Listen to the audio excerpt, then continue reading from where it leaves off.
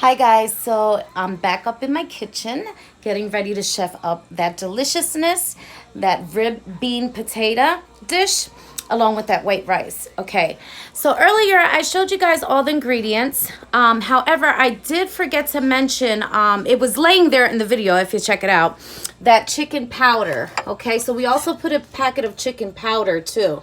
Okay, so I apologize for that. All right, so if you look here, you'll see I have my potatoes cut up, my golden potatoes.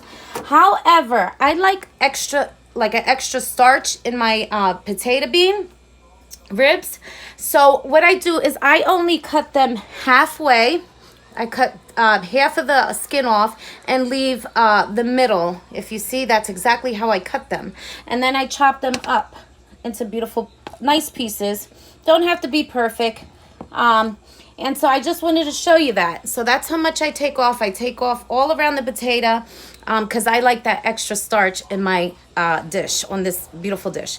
All right, so we're going to get rid of that. All right, if you see my country style ribs, you will see how beautiful they're chopped up.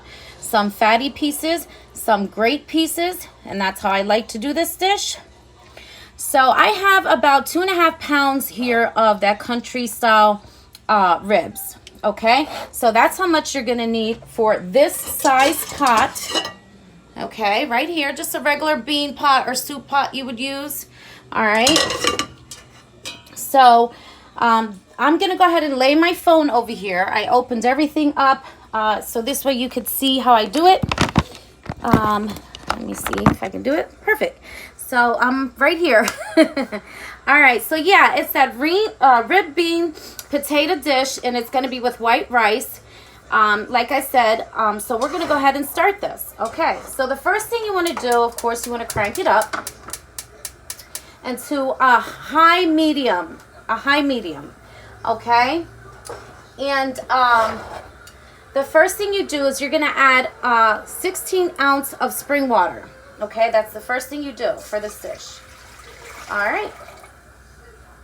Then you're going to add in the 1/3 of canola oil. Okay, that's what I have there. Then you're going to add in that whole cup of delicious sofrito. Okay, so there we have that. Then you're going to add in that 1/4 of the perfect seasoning Goya. Perfect seasoning Goya. Okay, I'm sorry, 1/4. Did I say 1/4? Okay. All right, deliciousness, y'all. All right, somebody's calling me. They're going to have to wait. All right, and then that 1 packet of sazon you want to add. All right. You want to add that chicken powder, which I forgot earlier to point this out to you guys, so I apologize. Just 1 packet of that. All right. Then you're going to go ahead and add in those pepamientos. This is what they look like, guys. The same ones I've been using all week. Very delicious. Okay, they have these marinating in this perfect little jar. Use them for pasteles, pastelillos, for meat, for whatever you prefer to use them for. This goes with anything. All right. So then you're going to do that tomato sauce, the tomate de salsa from Goya. You're going to do a whole 8 ounce of this. Okay? They left me a message. Great. All right. Okay, so I'm just going to keep it moving here. Then you're going to do a handful of those olives, y'all. Just a handful. Okay, so I say about a 1/3 or 1/4. All right. So, and this is how you want to do it, step by step. Okay. Then you're going to go ahead and add in the potatoes. Now, I still have to chop these up, so we're going to do that quickly. However, what I do want to get in there next very quickly, okay, is the green onion. You want to do a whole full cup of these. Okay, so I'm going to go ahead and just cut these very quickly with my hefty scissors in my kitchen that I love so very much. Okay. And just do, like I would say the tip of your finger kind of pieces. Okay. And that should be about a cup. All right. So then after that, you want to add in, your beans, your northern beautiful beans, okay? And what I do is I actually, now wait, right here. I actually add water into this, because what I do is once it starts simmering down, I use the same can with those juices that are left over at the bottom with maybe a bean or two that's stuck down there. And when it starts simmering down, I go ahead and add in another 15 ounce of water. Okay, so that's why I keep that.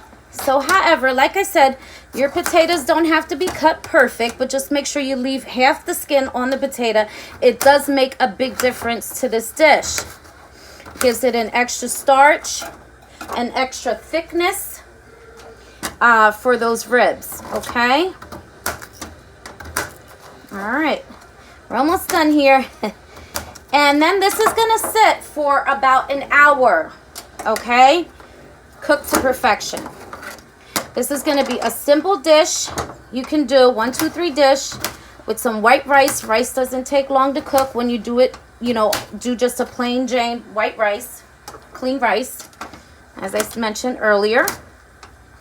Okay, and there you have it. That's pretty much it. See? Half skin and half plain, the potatoes. That's the way I can put it.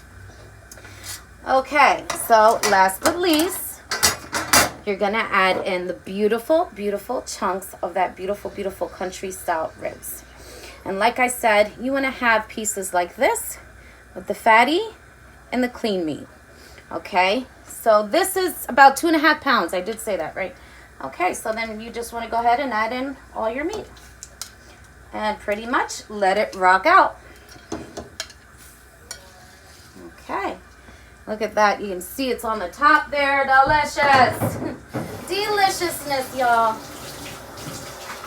This is one of my favorite dishes. It's so heartwarming, especially when you have like those cold days, which we don't have now. We have been getting greater weather, but this is good anytime. Really. All right, guys. So you just want to give it a nice little mix. Just like that. And you are done. You're going to have yourself a nice rib bean dish on the side with that white rice. So please do not miss it. So I will catch you in like about an hour and a half, because I'm going to go ahead and just start the white rice. Very simple white rice. I'll do a quick little video and send that out how I do the rice. All right, guys. I love you so much. And again, thanks for tuning in. So catch you in a little bit.